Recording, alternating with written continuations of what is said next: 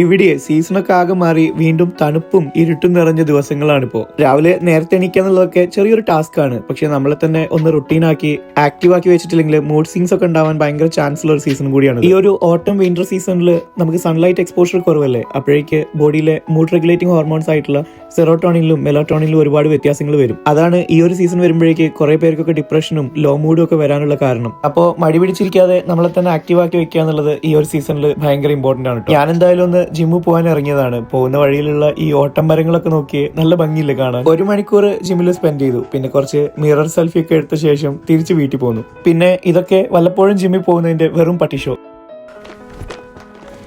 ഇനിയപ്പോൾ നമ്മുടെ time for ബ്രേക്ക്ഫാസ്റ്റിന് ഞാൻ സ്മൂത്തിയാണ് കഴിക്കുന്നത്. ഇനി ചെയ്യാൻ ഒരുപാട് പണിയുണ്ട്. ഈ റൂം മൊത്തം ഒന്ന് വൃത്തിയാക്കണം ആദ്യം.